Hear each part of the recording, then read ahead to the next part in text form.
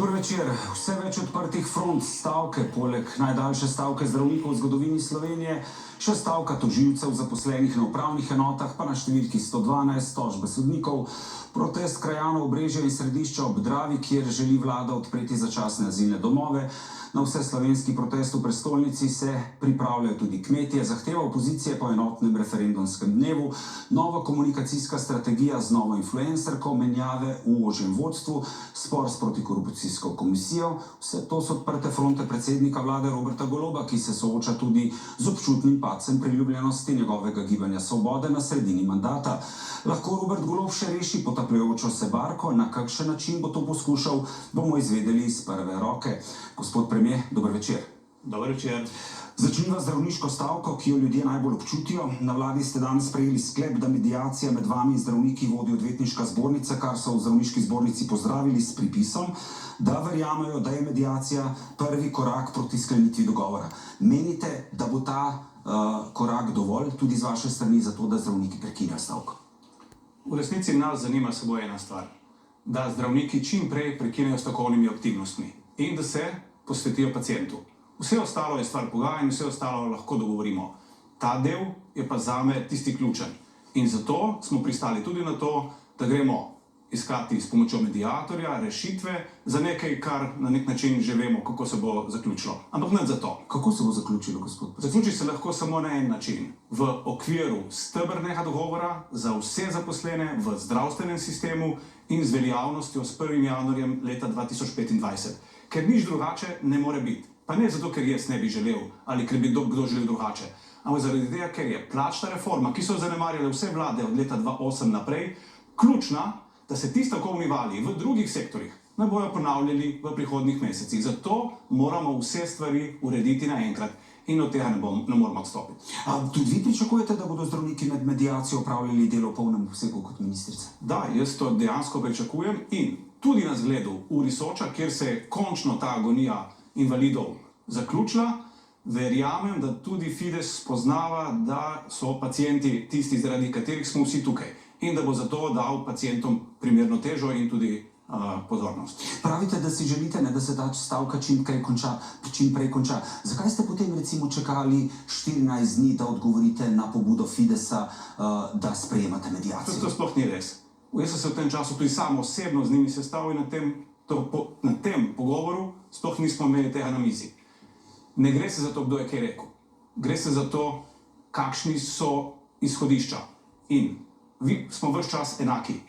Kakršnokoli sprememba lahko nastopi s 1. januarjem 2025. To govorimo od prvega dne. Pa ne govorimo zaradi nas. To govorimo vsem sindikatom, 46 sindikatov, vsem govorimo enako. Ker čim bi eden od njih dobil drugačne pogoje od ostalih 45, bi imeli dodaten stavkovni val. Na to pač ne bomo pristali. Ampak zdravniki pravijo, da se stavka lahko prekine z novim sporazumom, ki daje zaveze, ki daje jamstva. Kakšna jamstva vi lahko date zdravnikom? Vse to je samo govor, kaj se lahko.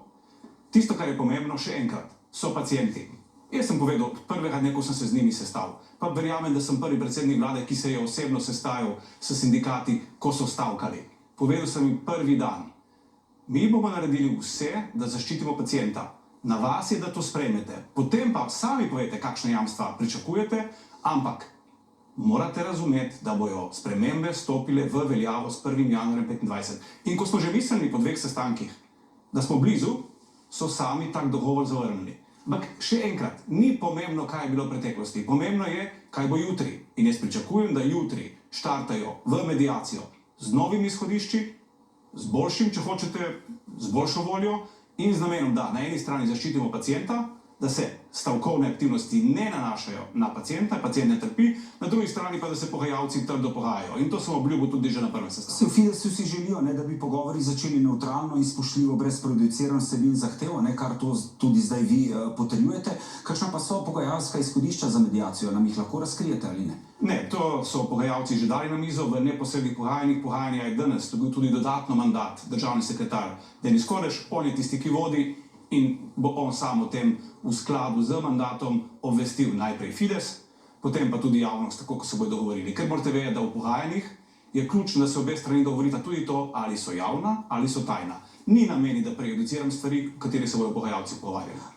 Govorili ste o tem stavkovnem valu, ne stavkajo samo zdravniki, tukaj so še tožilci, sodniki vlagajo tožbe, stavkajo na upravnih enotah na številki 112. Se čutite soodgovornega za ta stavkovni val? Niti ne, pa vam povem zakaj. Zakaj ne? Zaradi tega, ker je plačna reforma, o kateri se danes pogajamo z vsemi 46 sindikati, nastala že lani poleti. Mi smo imeli julija to plačno reformo pripravljeno. Pa kaj? Zgodile so se poplave avgusta in takrat smo povedali, da bo treba počakati. Plačna reforma, ki mimogrede pomeni dodatno 1,3 stroškov za javno blagajno, ker bojo za toliko višje plače.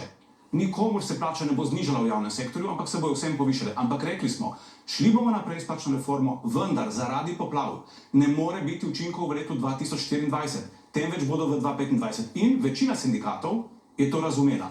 Težko sprejmem, da tega ne morejo razumeti tisti z visokimi plačami. Funkcionarji, na primer. Razumem pa stisko operaterjev na 112, ki imajo plačo nižjo od minimalne, razumem tudi stisko na upravnih enotah, kjer imajo plače nižje od minimalne. Vlada je že na prvem sestanku povedala, da bi si želela, da bi najprej bilo poskrbljeno za te. In da po uveljavitvi plačne reforme nihče od tistih, ki so danes zaposleni v javnem sektorju, ne bo imel plače nižje od minimalne. To je naše izhodišče od prvega dne in verjamem, da nam bo v prihodnjih mesecih, ker pogajanja so res intenzivna, uspelo priti do tega, da s 1. januarjem 2025 bodo te krivice, predvsem tem, ki so najslabše plačane, tudi najprej odpravljene. Ampak se vam ne zdi, gospod premier, da ste recimo vi s prevelikimi obljubami, recimo s tem happy endom pri sodnikih, ne, za višje plače, tudi sami povzročili ta visoka pričakovanja po višjih plačah, ne? Ker potem so rekli, ne, če bodo sodniki dobili, potem lahko še vsi ostali. Ampak to je bilo januarja leta 2023. Avgusta so bile poplave. Takoj po poplavah smo povedali, treba bo varčevati. Varčevali bomo na javni blagajni. In to, da zamaknemo plačno reformo za vse sektorje, vključno s sodnim, je neposredna posledica varčevanja zaradi poplav. Denar, ki bi bil sicer namenjen v letu 2024 za plačno reformo, smo žal morali nameniti za odpravo posledic poplav. Ampak zdi se, da vas sindikati ne slišijo, ne? Ker kljub temu, kar vi komunicirate, še vedno stavkajo, ne? Tožilci, upravne enote in tako naprej. Kako boste ustavil ta val, ne? Da teh stavk ne bo več, da se bodo prekinile in da bodo vsi počakali na leto 2025 januarja, ne? Ker s temi stavkami trpi tudi seveda ne storitve za ljudi. Ljudje zaradi tega težje živijo, ne? Jaz razen da jasno komuniciram, da je vse eno ali stavkajo ali ne. Rezultat bo enak. Drugega ne morem narediti. Po drugi strani pa kaj pa lahko naredim, pospešujemo pogajanja o celotni plačni reformi. In vem, da se pogajalci sestajajo vsak teden, vem, da so pogajanja in po stebrih in na krovnem nivoju zelo intenzivna in vem, da je v resnici smo bliže cilju. Zato sem prepričan, da takrat, ko bomo ta cilj na krovnem nivoju dosegli, bo tudi stavkovni val, če hočete, sam ugasnil. Je pa res še nekaj drugega. V primeru upravnih enot, imamo zelo neposreden, v primeru upravnih enot ne gre samo za višje plače. Pri sodnikih gre za višje plače in to je to. Pri zdravnikih višje plače. Pri operaterjih, zato ker so pod minimalno. Na upravnih enotah so pa dejansko preobremenjeni, ker imajo vedno več nalog in žal, tudi zaradi slabih plač, vedno manj zaposlenih. Tukaj bomo morali strukturno poseči, pa še kje drugje. So stvari, ki so vezane na plače in tam imam pač malo razumevanja. Ker pravim, počakajte na 1.1.25. In so stvari, ki so pa povezane z obremenitvijo. Gospod Golob, zadnje čase veliko poleg stavk v ospredju tudi tema spreminjena strategija komuniciranja vlade, vaše stranke. Poglejva eno od vaših zadnjih objav na Instagramu. Zadnji dan dobivam cel kup sporočil. Od novinarjev, od vas, preko Facebooka, Instagrama, SMS sporočil, vse živo. Vsi me sprašujete isto. Ali je res kaj na tem, da odhajam za evropskega komisarja v Bruselj? In ne, odgovor je vedno enak. Ne odhajam nikamor. Svoj mandat bomo delal do konca. Gospod Golob, zakaj ste se odločili, da odgovor na enega najpomembnejših vprašanj, vsi smo se spraševali, a to drži ali ne drži, objavite na Instagramu, ne pa recimo na tiskovni konferenci ali na enem srečanju, kjer so vas novinarji želeli spraševati, pa ste bili skopi z izjavami. A ste se bali pod vprašanj? Ravno vaš novinar, Anže Božič, to je bilo v soboto, me v soboto izjutraj po SMS-u spraševal to vprašanje, med drugimi, ni bil edini. In najprej smo dali uradno izjavo iz kabineta za javnost pred poročili. In ste to celo objavili. In potem sem isti dan ob 8 zvečer, zato da bi ja dosegel čim širši krog ljudi, ker je šlo za čisto dezinformacijo, to da odhajam za komisarja, sem poleg tega, da smo obvestili novinarje neposredno, da smo vam poslali in objavili ste, in da smo vam poslali izjavo za javnost, sem objavil še ta posnetek. Zakaj? Ker živimo v svetu, ko določene ciljne publike gledajo poročila, pravilno, druge ciljne publike pač spremljajo družbena omrežja. In želel sem s sporočilom, da je to dezinformacija, da odhajam v Bruselj za komisarja, ker mi to na kraj pameti ne pade, doseči vse ciljne publike naenkrat. Tako da, hočem biti zelo ekspliciten. Nova komunikacijska strategija nima veze s tem, da po vseh kanalih sporočam isto, ampak da hočem biti jasen in zanikati dezinformacije takoj, ko se pojavijo po vseh možnih kanalih. In to je to. Lahko bi namesto pisne izjave to storili tudi s tiskovno konferenco, z izjavo za javnost, ne samo na Instagramu. Seveda, novinarska ekipa, vam povem, do predsednika vlade pride kadarkoli posneti izjavo. Mogoče vaša, ampak moja naloga je, da obvestim vse medije istočasno, zato je šla izjava pisna na vse medije istočasno in bila tudi objavljena v vseh medijih. Preko družabnih omrežij pa dosegla mogoče mlajše generacije, ki pač jih poročila iz katerihkoli razlogov ne zanimajo. In meni se zdi to edino logično. Kdo vam je svetoval, da ta odgovor objavite na Instagramu? Ker bilo je videti, da je bil narejen točno po navodilih spletne vplivnice Samanthe Zimmerman, ki na Instagramu deli nasvete, kako s privlačnimi videoposnetki nagovarjati občinstvo, in je bila na sestanku pri vas. A vi to resno? Resno se je Ta video sem posnel sam, doma, za svojo jedilno mizo. Če bi pogledali mogoče Instagram profil predsednika Macrona ali pa predsednice Evropske komisije Ursula von der Leyen, bi ugotovili, da je takih posnetkov kar nekaj. Ampak če bi pogledali tudi posnetke Samanthe Zimmerman, bi videli, da ste ta video posneli ravno tako, kot ona daje navodila, kako se takšni video snemajo. In zato je to vprašanje, se mi zdi, zelo relevantno, glede na to, da so v vašem kabinetu potrdili, da je bila na sestanku z vami. Zdaj, a dela za vas, ne dela za vas, kako je s tem? Verjamete, da če boste gledali moj profil Instagram, ki ga imam že 5 let, boste videli, koga spremljam. Med ljudmi, ki jih spremljam, je na primer predsednik Macron. Vplivnica, o kateri vi govorite, ja, res sem jo enkrat srečal, ampak njenega profila ne spremljam, niti ga nisem gledal. Tako da, včasih imam občutek, da se fabricirajo, da se proizvajajo neke zgodbe umetno, po nepotrebnem.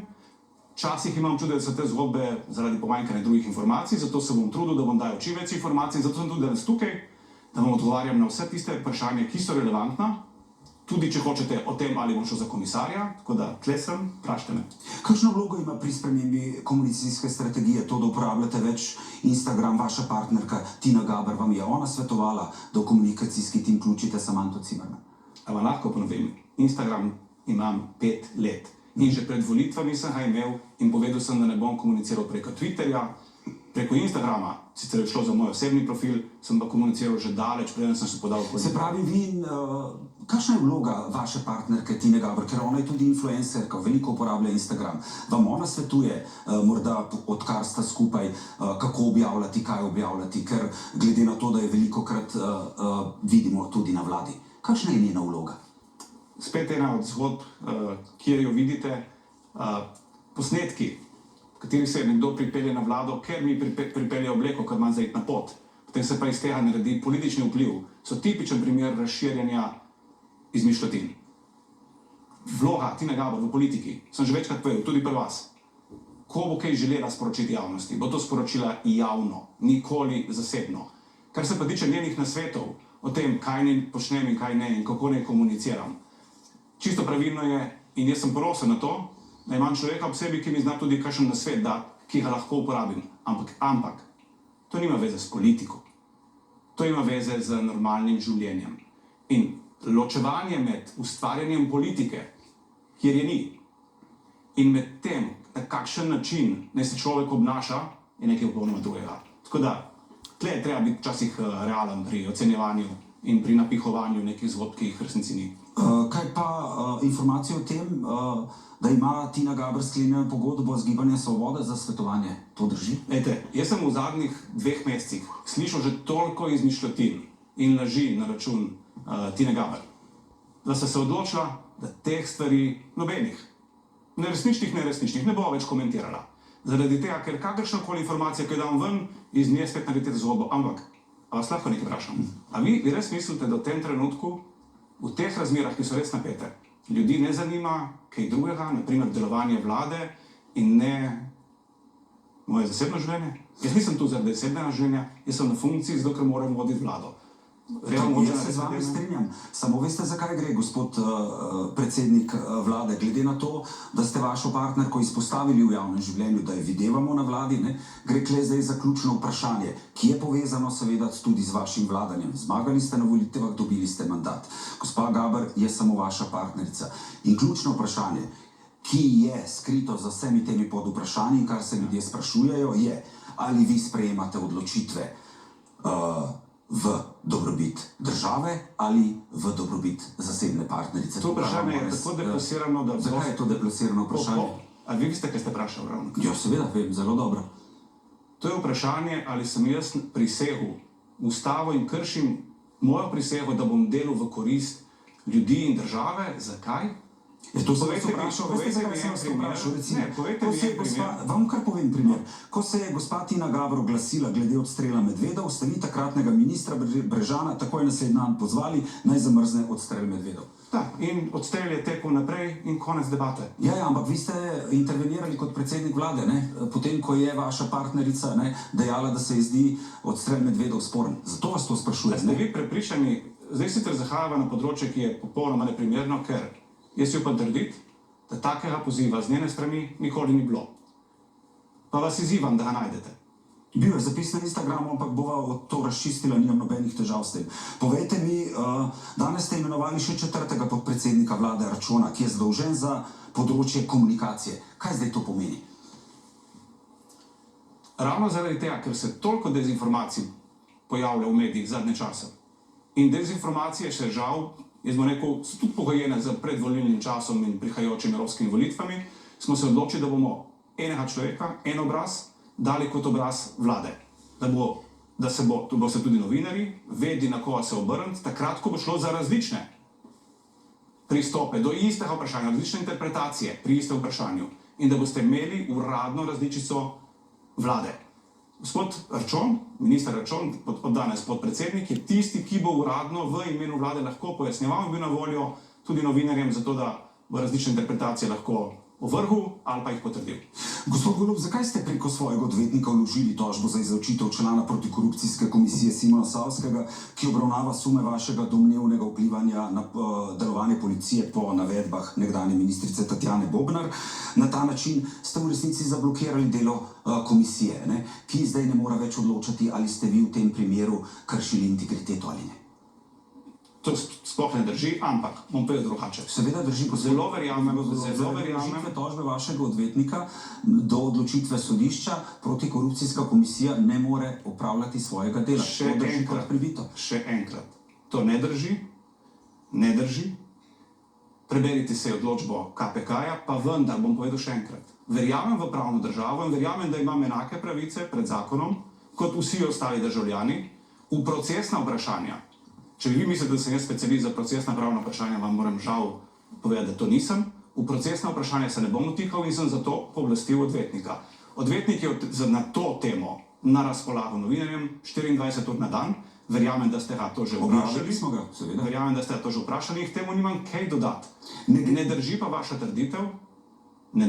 trditev, da zaradi intervencije odvetnika KPK ni obravnaval tega primera naprej. Ne more ga obravnavati, se je bil tukaj direktor protikorupcijske komisije. Prepričajte se v vaše trditve. Ampak tukaj je bil predsednik komisije, ampak v redu. Mi povejte, gospod Golob, a to vašo potezo lahko gledamo tudi tako, da se poslužujete vseh pravnih sredstev, da komisija ne bi opravila svojega dela in ugotovila, ali ste v tem primeru kršili integriteto, ne? Ker vi ste na javnem predvolilnem soočenju dejali, da boste odstopili, če bi protikorupcijska komisija ugotovila, da ste kršili integriteto. Ravno obratno. Prvič, prepričan sem, da nisem kršil integritete, zato sploh ne razmišljam o tem. In drugič, procesne postopke res niti ne znam, niti ne morem komentirati.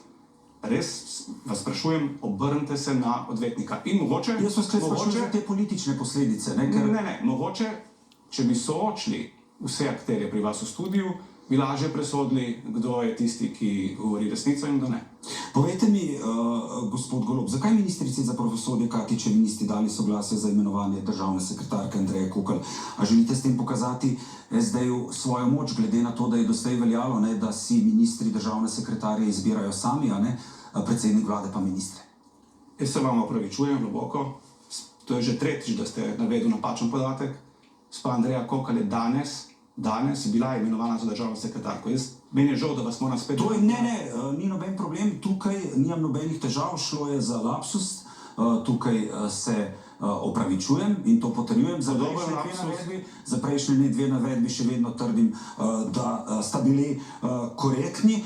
Za drugo državno sekretarko danes niste dali soglasja, ki jo je predlagala gospa Katič. Zakaj ne? Vlada ima, sam kot predsednik vlade, ima dolžnost in pravico, da presoja, ali so predlagani kandidati in kandidatke ustrezni. Smo se pač pri presoji skupaj z ministrico odločili tako, kot smo se. To je to, nimam kaj dodati. Z ministrico sva se o tem pogovorila, ministrica je danes bila zadovoljna. Spet, mogoče delate zgodbo na točki, kjer je ni. Ali pa ne. Gospod Golob, krajani v Središču ob Dravi in Obrežju protestirajo, zahtevajo, da spremenite sklep, s katerim želi vlada odpreti začasne azilne domove.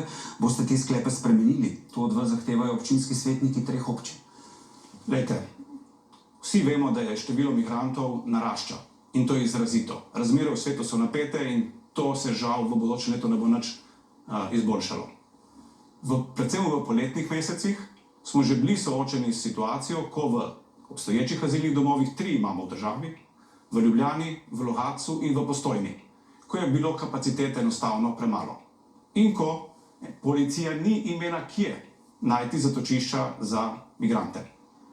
Ti dve lokacije in Ministrstvo za notranje zadeve je dobilo nalogo, naj najde lokacije, ki so 2 kriterija.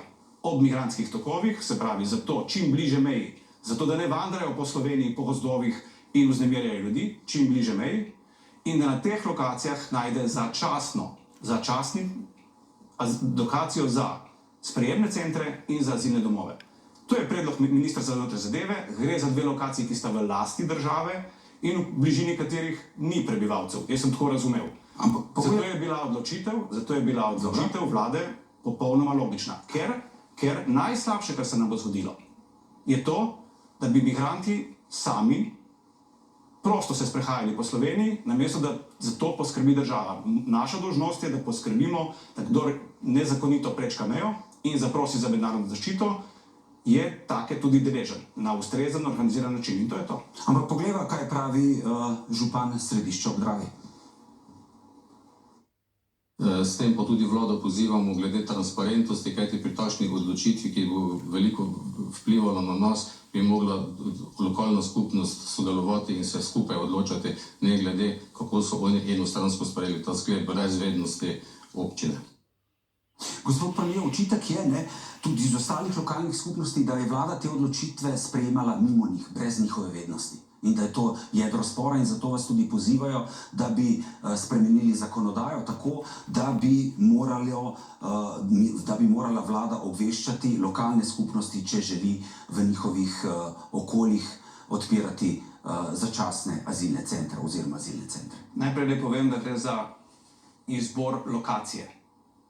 Takoj, ko so bile lokacije identificirane, pripravilo jih je Ministrstvo za notranje zadeve, je to isto ministrstvo in pa Urad za migrante dobil nalogo, da stopi v direkten kontakt z lokalnimi skupnostmi. Od tu naprej je seveda dialog nekaj, kar tudi v uradu vem, da vladajo, ker so ti azilni domovi že v Sloveniji. Se ne gre za nekaj, kar v ostalih krajih Slovenije ne bi poznali. Verjamem, da bodo v prihodnjih mesecih, ker konec koncev ponavljam, gre za zasilne rešitve, če bodo potrebne, rezervne lokacije, če bodo potrebne in če bodo potrebne, bodo najverjetneje poleti. Do poletja imamo dovolj časa, da se o tem pogovarjamo na vseh nivojih. Če pa kdo misli, da je možno najti danes lokacijo v Sloveniji ali pa župana, ki se bo sam ponudil, bomo pa tudi veseli in če imamo tako lokacijo, bomo tudi z velikim veseljem o njej se z lokalno skupnostjo pogovarjali. Iskali smo pa po dveh kriterijih. Ob migrantskih tokovih, tam, kjer jih je največ, na Obrežju vstopi skoraj 90% migrantov v Republiko Slovenijo. Zato je prav, da jih zajamemo ob vstopu. Ne moramo si dovoliti, da bodo ti migranti enostavno prosto se sprehajali po Sloveniji. V tem primeru bi bil revolt, sem prepričan, prebivalstva še bistveno večji. Kmetje čakajo odgovor vlade na uresničitev njihovih zahtev do jutri do 15. ure, če ne napoveduje vse slovenski protest v torek. Menite, da se boste temu lahko izognili? Torej, jaz moram povedati, da protesti kmetov se vrstijo po celi Evropi. Ne gre za noben lokalni fenomen in zato tudi razumem, da je tudi slovenskemu kmetu danes težko. Opazuje na eni strani borbo svojih, če hočete, ostalih kmetov po Evropi in se počuti na nek način zapostavljenega. Pogajanja so bila zelo intenzivna, vem. Vsi trije ministri so sedeli s predstavniki kmečjih organizacij večkrat. In kolikor mi je meni znano, ker sem se o tem tudi z njimi pogovarjal, bo jutri do ure odgovor dan. Čisto vseh zahtev se ne da izpolniti. Enostavno zaradi tega, ker nekatere se lahko spremenijo, tudi nekatere od teh se lahko spremenijo samo v Bruslju. Na take zahteve, tudi če bi hoteli, mi lahko pozivamo Bruselj, pa ne moremo vplivati neposredno na odločitve. Od takih zahtev mogoče ne bomo imeli enoznačnega odgovora, pa vendar. Od teh 7 zahtev ocenjujemo, da se da najti smiselne in logične odgovore, predvsem pa najti dogovor praktično o vseh. Ampak to, še enkrat, pogajalec nisem sam, pogajalka je ministrica za kmetijstvo. Jaz verjamem, da bo gospa Čavšič to zmogla in da bo jutri ustrezno obvestila kmečke organizacije. Kdo bo nosilec liste Gibanja Svobode na evropskih volitvah, gospod Golob? To bomo potrjevali na svetu stranke, ki bo 27. marca, tako da to boste morali še malo počakati. 6. aprila bomo pa to na Festivalu Svobode tudi javno predstavili. Povejte mi, boste zdržali do konca mandata na premierskem položaju? V opoziciji pravijo, da bodo te evropske volitve, če bo Svoboda dosegla slab rezultat, znak, da bi morala vlada oditi. Glejte, najprej glede slabe rezultata. Vse ankete, tudi vi ste jih predvajali, zelo jasno kažejo, da Svoboda še vedno drži vodilno vlogo na levi sredini. Torej, zakaj bi tle si kdo mislil, da smo poraženi? Ravno obratno, mi gremo na evropske volitve samozavestno, gremo z dobro ekipo in verjamem, da bomo dosegli rezultat, ki ga bomo lahko smatrali kot zmago. Danes ima Svoboda preko prevzetih poslancev 2 poslanca, verjamem, da lahko to ponovimo. In to je tudi naš cilj. Kar se pa tiče mandata, mislim, da ste zavrteli prej posnetek. Jaz od tega ne odstopam. Jaz sem trdno prepričan, ne samo, da bomo mandat pripeljali do konca. Jaz sem trdno prepričan, da tudi Svobodo popeljem na prihodne volitve. Je pa res, da bomo do takrat morali počakati, da bodo rezultati teh tudi reform, o katerih zelo malo govorim, trdo pa na njih delamo, da bodo rezultati vidni tudi navadnemu človeku. In jaz sem prepričan, da v letu 2025 se bodo ti rezultati začeli kazati. In takrat se bodo tudi trendi zagotovo obrnili. Najlepša hvala, da ste bili naš gost. Hvala tudi vam. Sledi vremenski